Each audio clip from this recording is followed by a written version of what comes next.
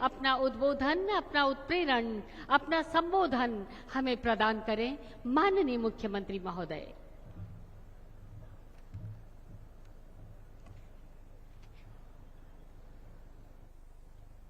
बोलिए भारत माता की। दोनों हाथ खड़े करिए पीछे तक पूरे अपने, और जोर से बोलिए भारत माता की, भारत माता की, भारत माता की। बेणेश्वर धाम की, बेणेश्वर धाम की। मावजी महाराज की, मावजी महाराज की। गोविंद गुरु की, गोविंद गुरु की।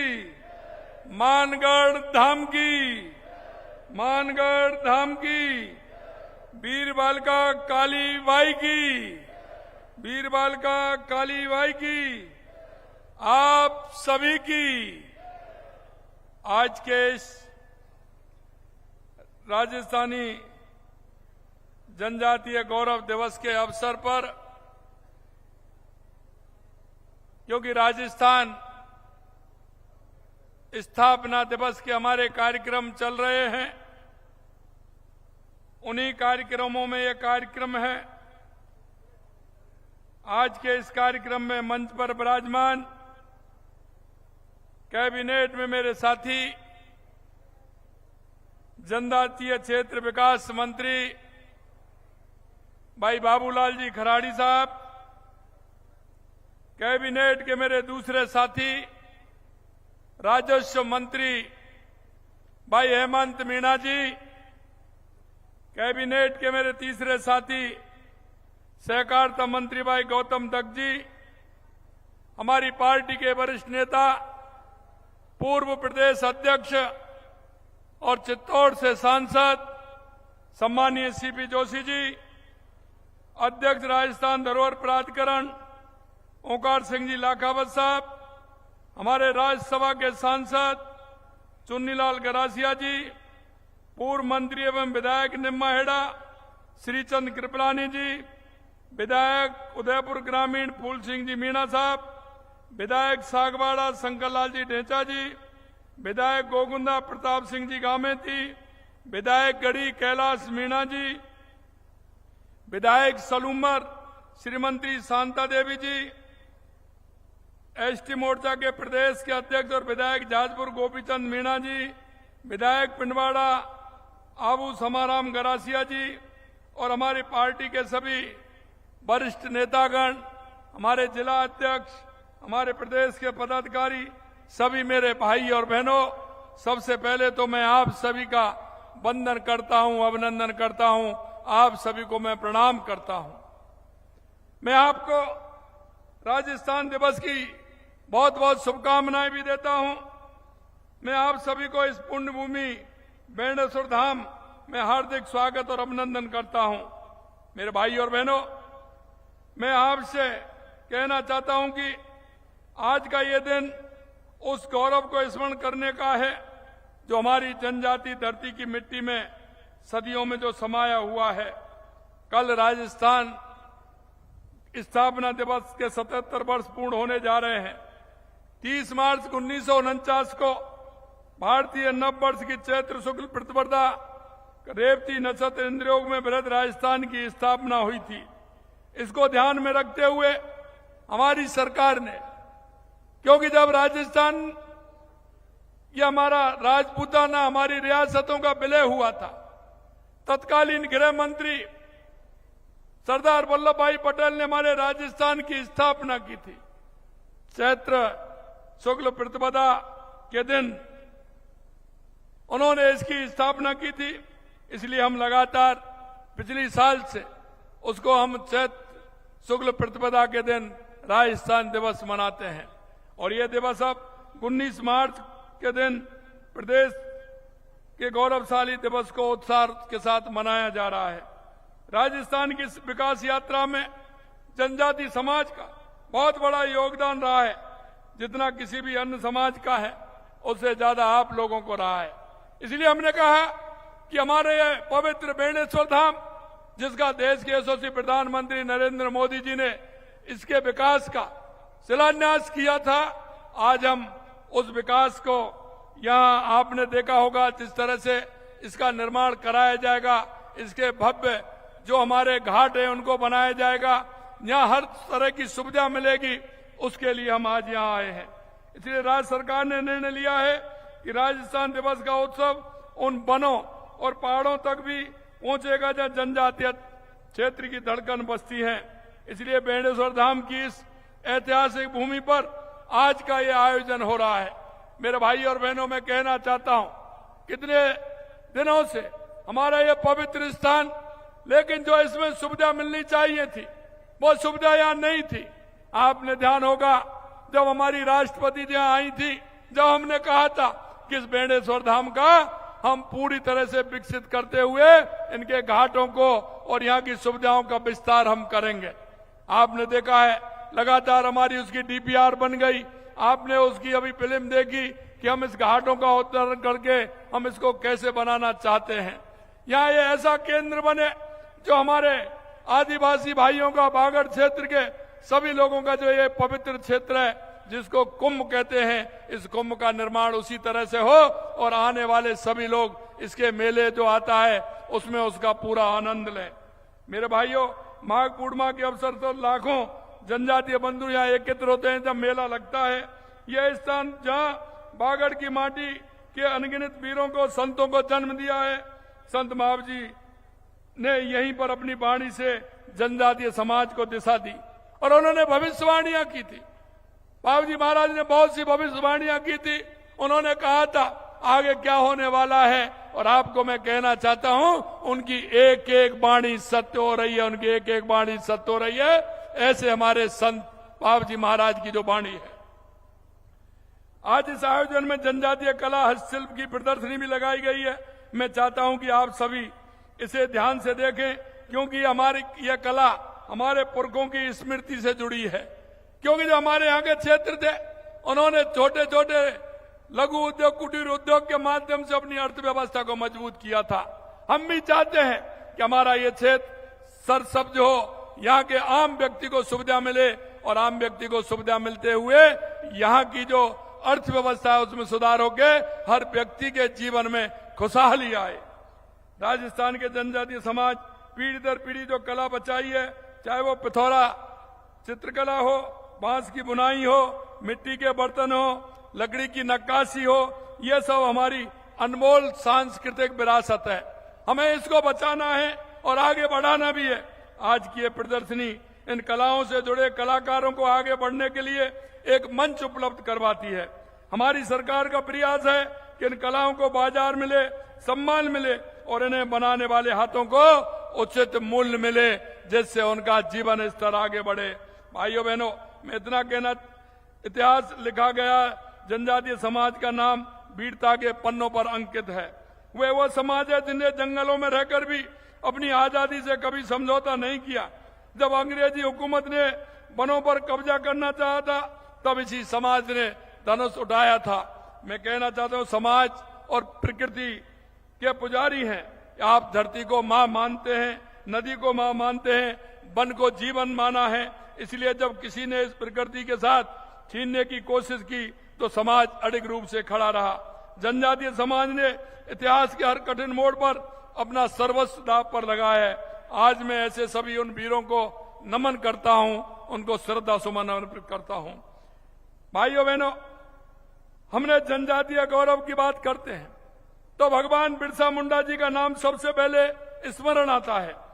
इस महानायक ने महज 25 वर्ष की उम्र में वह कर दिखाया जो बड़े बड़े नहीं कर पाए थे।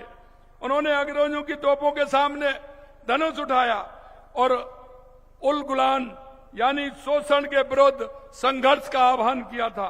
उन्होंने कहा, जंगल हमारा, जमीन हमारी, हम किसी के सामने नहीं झुकेंगे। आदिवासी समाज के उत्थान के लिए उनका त्याग, उनकी तपस्या अद्वितीय इसलिए है उन्हें आदिवासी समाज में धरती आबा और भगवान के रूप में पूजा गया। लेकिन मैं एक बात आपको कहना चाहता हूं, आज तक ऐसे जो महापुरुष थे उन्होंने इतिहास में छुपा दिया गया था, किसी ने उनको याद नहीं किया। मैं धन्यवाद देना चाहता हूं देश के यशस्वी प्रधानमंत्री नरेंद्र मोदी जी को कि उनके नेतृत्व में पूरे देश में पिछले वर्ष बिरसा मुंडा जी की 150वीं जयंती के अवसर पर जनजातीय गौरव वर्ष मनाया गया। ये देश के यशस्वी प्रधानमंत्री नरेंद्र मोदी जी ने किया। साल भर पूरे देश में हजारों कार्यक्रम हुए। हमारी सरकार ने इस अवसर पर अनेक कार्यक्रम किए। गांव-गांव में जनजाति वीरों की कहानियां सुनाई गईं। ये मोदी जी की दूरदृष्टि है कि उन्होंने उन नायकों को राष्ट्रीय पहचान दिलवाई जिन्हें इतिहास किताबों ने अनदेखा किया था। साथियों, आज हम सब जनजातीय गौरव दिवस के रूप में काम और मना रहे हैं, तो मुझे यह कहते हुए गर्व है कि हमारी राजस्थान की धरती ने भी ऐसे आदिवासी वीर सपूत दिए जिनकी अमर गौरव गाथा इस माटी के कण कण में है। बागड़ की इस माटी के लाल गोविंद गुरु ने 20वीं सदी की शुरुआत में भीलों को एकजुट करते हुए उन्होंने संप सभा की स्थापना की और आदिवासी समाज में शिक्षा, स्वच्छता और स्वाभिमान की अलग जगाने का काम किया। उन्होंने भगत आंदोलन की शुरुआत की और अत्याचार के खिलाफ आवाज बुलंद की। 1913 में मानगढ़ की पहाड़ी पर अंग्रेजों की गोलियों से सैकड़ों आदिवासी शहीद हुए गए। राजस्थान की ये वीर भूमि वीर बालिका कालीबाई के पराक्रम को पूरी तरह से जानती है। डूंगरपुर की इस वीर बेटी ने मात्र 12 साल की आयु में अपने गुरु की जान बचाने के लिए अपने प्राणों को न्यौछावर कर दिया। ऐसी वीर बेटियों किसी भी समाज का सिरमौर होती हैं। राजस्थान सरकार उनके नाम पर छात्रवृत्ति देती है ताकि उनका बलिदान पीढ़ियों को प्रेरणा देता रहे। मैं आपसे कहना चाहता हूं मेरे भाइयों, हम विकसित भारत और विकसित राजस्थान 2047 का लक्ष्य जनजातीय समाज के विकास और सहयोग के लिए कैसे आगे काम कर सकते हैं, हमारी सरकार लगातार उस पर काम कर रही है। जनजातीय समाज के विकास में कोई कमी नहीं रहेगी। जनजातीय समाज के कल्याण के लिए हमारी सरकार समर्पित होकर काम कर रही है। हमने छात्रावासों में मेस भत्ता बढ़ाने का काम किया। खेल अकादमियों में मेस भत्ता बढ़ाने का हमने काम किया है। 10वीं 12वीं में 80% से अधिक अंक प्राप्त करने वाली जनजातीय विद्यार्थियों को प्रोत्साहन राशि 3000 से बढ़ाकर 4000 से 5000 रुपए किया गया है। नीट जेईई उत्तीर्ण कर महाविद्यालय में प्रवेश लेने वाले जनजातीय विद्यार्थियों को प्रोत्साहन राशि 5000 से बढ़ाकर के 8000 की है। CAM-CS परीक्षा उत्तीर्ण करने वाले को हमने पैसा बढ़ाकर 7000 से 10000 रुपए किया है। 244 नए मारवाड़ी केंद्रों की स्थापना की है। स्टाफ के मानदेय में 2 वर्षों में लगातार 10% का हम बढ़ोतरी कर रहे हैं। 16,65,000 जनजाति किसानों को मुफ्त संकर बाजरा देने का काम किया है। मिनी किट 2,36,000 मिनी किट जनजाति कृषकों को दिया है। 8 जिलों में 530 बंधन विकास केंद्रों का गठन कर 1.5 लाख से अधिक महिलाओं को लाभान्वित किया है। कौशल विकास प्रशिक्षण कार्यक्रम के तहत लगभग 5000 जनजाति युवाओं को प्रशिक्षण दिया है। इस वर्ष सऊदी अरब के रियाद में आयोजित एशियन लैक्रोस गेम्स में जनजाति वर्ग के बालक बालिकाओं को दोनों श्रेणियों में स्वर्ण पदक जीतकर भारत का नाम विश्व में रोशन किया है। उसके लिए मैं बधाई देता हूं। और तृतीय राष्ट्रीय लैक्रोस चैंपियन में राज्य के 55 जनजाति खिलाड़ियों ने द्वारा 6 वर्गों में 5 स्वर्ण और 1 कांस्य पदक जीता है। लैक्रोस खेल में जनजातीय बालिका द्वारा अंतर्राष्ट्रीय स्तर पर एशियन चैंपियन में देश का प्रतिनिधित्व कर रजत प्राप्त किया है। राज्य ने धरती आबा अभियान में राष्ट्रीय पुरस्कार जीता है। भाइयों बहनों, मैं कहना चाहता हूं, लगातार हमारी सरकार इस क्षेत्र के बागड़ क्षेत्र के लिए काम कर रही है। 2026-27 में हमने बजट में प्रावधान किया है। इस योजना के पात्र उन सभी मुखियाओं को हमने डीबीटी के माध्यम से सहायता दे रहे हैं। वनों में निवास करने वाले जनजातीय भाइयों को व्यक्तिगत एवं सामुदायिक वन अधिकार के पट्टे दिलाने के लिए विशेष अभियान चलाया जाएगा। आपके यहाँ की मांग थी कि वन अधिकार के हमें पट्टे मिलने चाहिए, लेकिन हमने इस बार कहा है कि उनको वन अधिकार पट्टे मिलेंगे। उसके लिए एक अभियान चला करके हम उसको काम को करेंगे। जनजाति भाइयों को मिले वन अधिकार पट्टों को राजस्व रिकॉर्ड में भी प्रविष्टि सुनिश्चित की जाएगी ताकि वे इस भूमि पर किसान सम्मान निधि भी ले सकें और वो अगर उनके नाम पट्टा होगा तो वो बैंक से लोन भी ले सकते हैं। ये भी काम हम कर रहे हैं। भूमि पर किसान संबंधी निधि जैसे विभिन्न सरकारी योजनाओं का लाभ भी उठा सकें, इसलिए हमने उसको कहा है कि हम अभियान चला करके इस काम को भी करने वाले हैं। हमने ये भी कहा है कि इस बार हमने बजट में ये भी लिया है कि हमने प्रावधान किया है कि गोविंद गुरु जनजातीय क्षेत्र विकास के प्रभावी क्रियान्वित हेतु हर जिला स्तर पर वनाधिकार प्रकोष्ठ का 18 जिलों में गठन हेतु 3 करोड़ रुपए की राशि भी स्वीकृत की गई है। फसलों के उत्पादन में भी हमने गुणवत्ता दी है। 5000 युवाओं को हमने उद्यम स्थापित करने के लिए मुख्यमंत्री युवा स्वरोजगार के अंतर्गत ब्याज मुक्त ऋण उपलब्ध कराने का काम भी किया है। जो हमारे पढ़े लिखे युवा हैं वो युवा नीति के माध्यम से अपना ऋण लेकर के, ब्याज मुक्त ऋण लेकर के वो अपना काम भी प्रारंभ कर सकते हैं, उसके लिए भी हम काम कर रहे हैं। जनजातीय युवाओं को रोजगार स्वरोजगार के अवसर उपलब्ध कराने के लिए यहाँ का जो आंवला, शहद, इमली, महुआ आदि के उत्पादन कर जिला मुख्यालय प्रोसेसिंग सेंटर की स्थापना भी की जाएगी। आदिवासी बहुल जिलों में डूंगरपुर, बांसवाड़ा सहित जिलों के राजस्थान ग्राम धनी अधिनियम से शासित गांवों के किसानों के नाम राजस्व रिकॉर्ड में अंकित नहीं होते हैं, जिससे उन्हें विभिन्न सरकारी योजना, बैंक ऋण आदि का लाभ नहीं मिल पाता। बदली हुई आर्थिक सामाजिक परिस्थितियों को देखते हुए इसको हम अधिनियम में संशोधन कर गांव के किसान को खातादारी का लाभ मिले, ये भी हम काम कर रहे हैं। जनजातीय क्षेत्रों के किसान की आय वृद्धि के लिए कांगनी, कोंदा, साबा, कुटकी, चीना, रागी आदि के 100 हेक्टेयर से अधिक क्षेत्र में प्रदर्शन आयोजित कर 1000 किसानों को लाभान्वित किया जाएगा। ठंडा बेरी सिरोही में जनजातीय छात्रावास खोला जाएगा। इसी तरह आदिवासी बहुल क्षेत्रों में ऐतिहासिक धार्मिक स्थलों को, चाहे वो त्रिपुरा सुंदरी, मानगढ़ धाम, बेणेश्वर धाम, सीता माता अभ्यारण्य, ऋषभदेव, गौतमेश्वर मंदिर, मातृकुंड आदि को सम्मिलित करते हुए इसकी हमारी डीपीआर बन गई है। इसमें भी हम 100 करोड़ रुपए लगाने का काम कर रहे हैं। और आपने देखा है बेणेश्वर धाम का संगम, अबूदरा घाटों का निर्माण, वर्ष अंत तक जल उपलब्ध कराए जाने, बेणेश्वर धाम में निकट रिमोटिंग कर 130 करोड़ रुपए की घोषणा की गई थी। आप देख रहे हैं लगातार वो भी काम कर रहे हैं। और हमने कहा है कि यहां से जो हमारी सड़कें हैं जो इस क्षेत्र में आती हैं, उन सड़कों का भी सुधार करते हुए यहाँ की अप्रोच किस तरह से बढ़िया हो उसका भी हम काम कर रहे हैं। आने वाले समय में यहाँ के जो हमारे मंदिर हैं उनका भी जीर्णोद्धार हो, वो पूरी तरह से जो लोग यहाँ देखने आए उनको सुविधा भी पूरी तरह से हो। लगातार हम इस बेणेश्वर धाम के लिए जो हमारा ये कुंभ कहा जाता है, इसके कामों को हमने हाथ में लिया है। अंत में मेरे भाइयों बहनों में कहना चाहता हूं कि जिस तरह से आपने हमारे ऊपर विश्वास किया, लगातार हम बांसवाड़ा, डूंगरपुर, सलूमर, प्रतापगढ़ इन सभी को साथ लेकर के हम चल रहे हैं कि इस क्षेत्र में क्या विकास के काम हो सकते हैं। लगातार हमारी इसमें हम 19 तारीख से यानी राजस्थान स्थापना दिवस से हमारा ग्राम पंचायत और नगर निकाय का हमारी रीति आयोग के माध्यम से हमारे एक रोड प्लान बनने वाला है। आगे हम किस तरह से काम करेंगे, हर गांव में का प्लानिंग होगा कि इस गांव में विकास की क्या आवश्यकता है, क्योंकि गांव का विकास होगा तो हमारे क्षेत्र का विकास होगा। इसी तरह नगर निकायों का विकास में क्या क्या आवश्यकता है उसका रोड मैप बनाया जाएगा और उस जिले में क्या क्या आवश्यकता है इसका रोड मैप बनाया जाएगा। हमारे युवाओं को रोजगार कैसे मिल सकता है, हमारी माता बहनों को रोजगार कैसे मिल सकता है, वो अपने घर का काम छोड़ करके किस रोजगार से जुड़ सकती हैं जिससे कि हमारे युवाओं को रोजगार मिल सके। आप देख रहे हैं हमने कहा था सरकारी क्षेत्र में हम नौकरी देंगे, लगातार आपने देखा है हमने 1.25 लाख नियुक्ति पत्र पूरे राजस्थान के अंदर दिए हैं।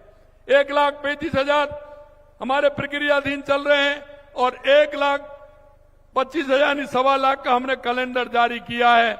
मैं युवाओं से कहना चाहता हूं आप आइए, मेहनत करिए, पढ़िए। हमारी राजस्थान की सरकार लगातार युवाओं के लिए काम कर रही है। और मैं ये भी कहना चाहता हूं जो युवा अपना खुद का काम करना चाहते हैं, उद्योग खोलना चाहते हैं, उसके लिए 50 लाख से लेकर के 1 करोड़ रुपए का हमारी सरकार ऋण देगी और वो भी ब्याज मुक्त देगी। इसलिए आप सभी से कहना चाहता हूं आप अपनी योजना बनाइए, पूरी तरह से काम करिए। हमारी सरकार आपके साथ है। और ये एक बात और मैं आपसे कहना चाहता हूं कि राजीविका के माध्यम से राजस्थान के अंदर 20 लाख बहनों को प्रशिक्षण दिया है।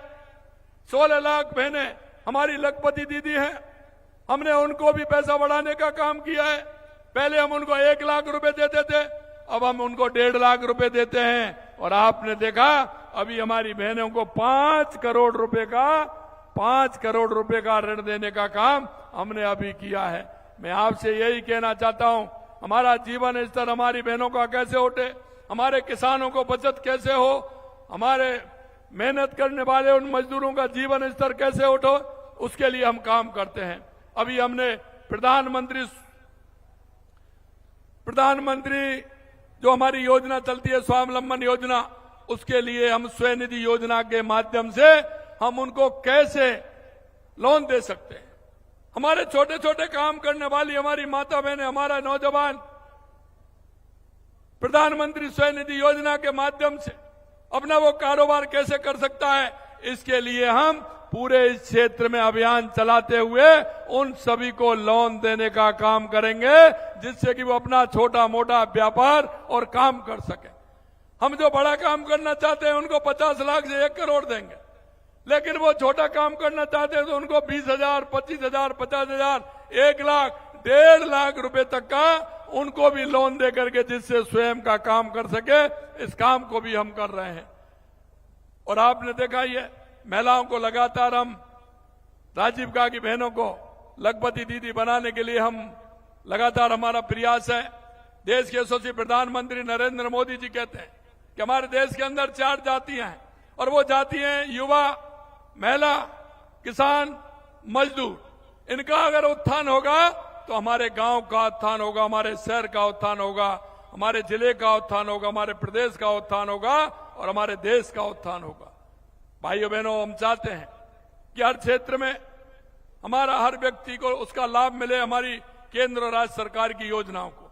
मैं आपसे इतना ही निवेदन करना चाहता हूं कि आप केंद्र और राज्य सरकार की जितनी भी योजनाएं, क्योंकि हम भी इस प्रदेश के देश के नागरिक होने के नाते हम सभी का दायित्व बनता है कि हम उन योजनाओं का लाभ आम जन तक पहुंचाएं। और मैं हमेशा कहता हूं, अगर जिस किसी को आप लाभ पहुंचाएंगे, रास्ता दिखाएंगे, वो जीवन भर आपको याद रखेगा। क्योंकि व्यक्ति के जीवन में आर्थिक खुशहाली होती है तो उसका जीवन सार्थक होता है।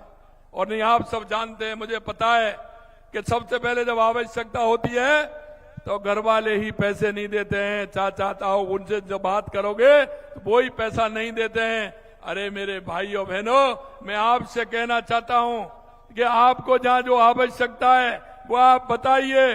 देश के यशस्वी प्रधानमंत्री नरेंद्र मोदी जी ने कहा है कि मैं सभी का गारंटी देता हूं, आप अपनी योजना बनाइए।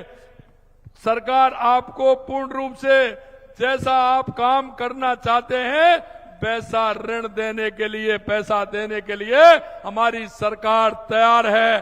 चाहे हमारी माता बहनें हो, चाहे हमारे युवा हो, हमारे किसान हो, हमारे मजदूर हो, उनको हर तरीके से आर्थिक संबल देना है। इसके लिए हमारे प्रधानमंत्री जी ने कहा है कि उनका गारंटर है तो मैं हूं। उन्होंने अपनी स्वयं की गारंटी पर हमारे युवा, महिला, किसान, मजदूर को वो ऋण देने का काम कर रहे हैं। मैं आपसे इतना ही कहूंगा कि इन योजनाओं का लाभ आम जन तक पहुंचे, आम जन हमारा खुशहाल हो, उसका जीवन स्तर आगे कैसे बढ़ सकता है, इसको हमें काम में करना है।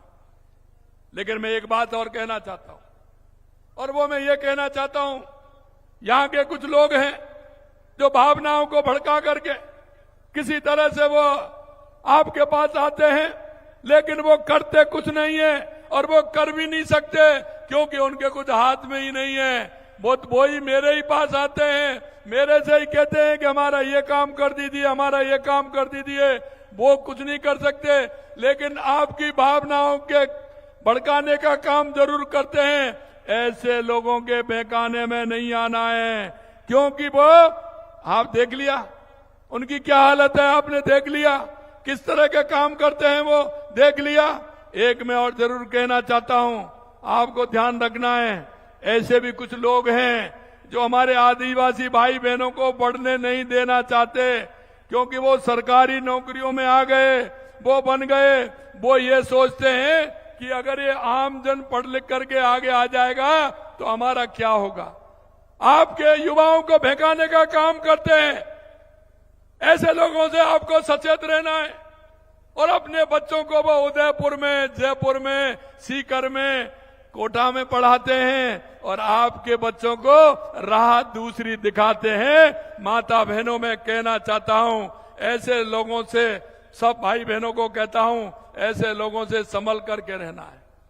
हमारे देश के यशस्वी प्रधानमंत्री नरेंद्र मोदी जी के नेतृत्व लगातार हमारे आदिवासी भाइयों से लेकर के राजस्थान का विकास हो रहा है। एक तरफ तो कांग्रेस, जिन्होंने असम में झूठ और लूट की राजनीति की, उन्होंने भ्रष्टाचार किया, भ्रष्टाचार के अलावा कुछ नहीं किया।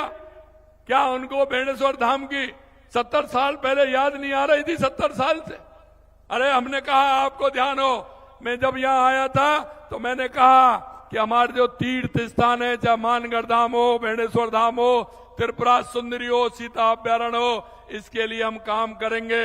और हमने 100 करोड़ रुपए उसके लिए पहले ही उसमें दिए थे। और इसीलिए हम मैं कहना चाहता हूं, उसकी डीपीआर बन गई, कैसे उसको कर सकते हैं, वो पूरा काम हो गया। यहाँ के मंदिरों का भी सुधार होगा, घाटों का निर्माण होगा। ये ऐसा दर्शनीय स्थल बनेगा जो दुनिया से लोग इस हमारे बेणेश्वर धाम को देखने के लिए आएंगे, देखने के लिए आएंगे। क्योंकि हमारे ये उन बुजुर्गों की वो पुण्य भूमि है जहां हमने बुजुर्गों को कुंभ समझ के उनका अस्थि विसर्जन करने का काम हम करते हैं। हमारे उन बुजुर्गों के भाव और भावना इस बेणेश्वर धाम के अंदर बसी है। क्या ये ठीक होना चाहिए कि नहीं होना चाहिए? आप बताइए। ये भव्य बनना चाहिए कि नहीं बनना चाहिए? मैं आपसे पूछना चाहता हूं। पीछे तक बताइए, माता बहनें भी बताइए, भव्य बनना चाहिए कि नहीं बनना चाहिए? इसीलिए मैं कहना चाहता हूं मेरे भाइयों, ये भव्य और अच्छा स्थान बनेगा। इसलिए आज मैं राजस्थान दिवस के अवसर पर मैं आपके बीच में आया हूं और आपको यह विश्वास दिलाना चाहता हूं कि यहां विकास होगा। यहां तो होगा ही, लेकिन डूंगरपुर, बांसवाड़ा, प्रतापगढ़, सलूमबार, उदयपुर, जहां भी हमको आवश्यकता है, लगातार हमारी सरकार काम करेगी। यहाँ के युवाओं को रोजगार मिले, इसलिए यहाँ औद्योगिक क्षेत्र भी खुलेंगे। यहाँ के युवाओं को रोजगार मिले तो ये कैसा अच्छा है।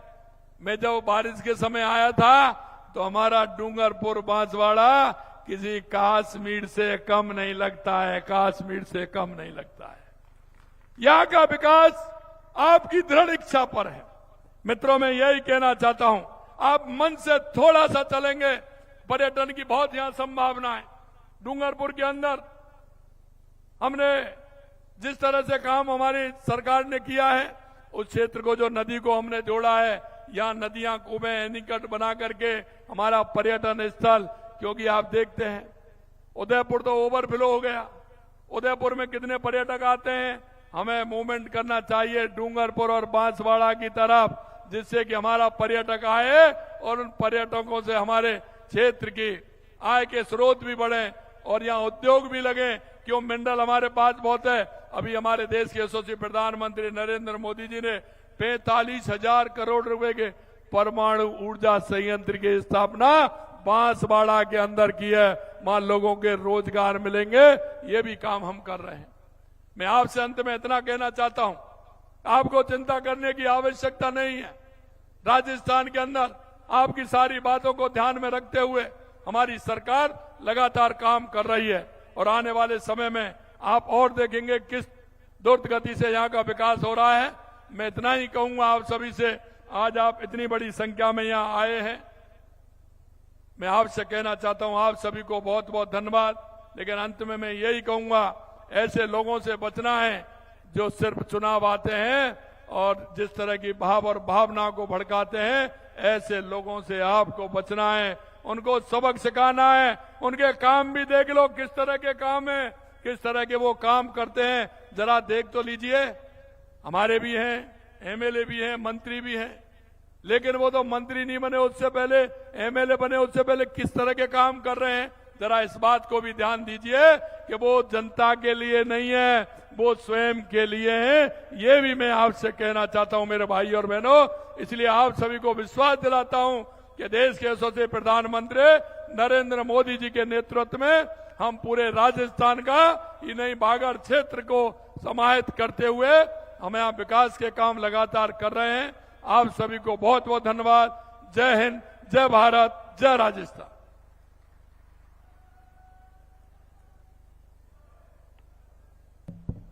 धन्यवाद, बहुत बहुत आभार, बहुत बहुत धन्यवाद माननीय मुख्यमंत्री जी और सम्मानित सभी जनप्रतिनिधियों का। आप जोरदार तालियां बजाकर अभिवादन कीजिए।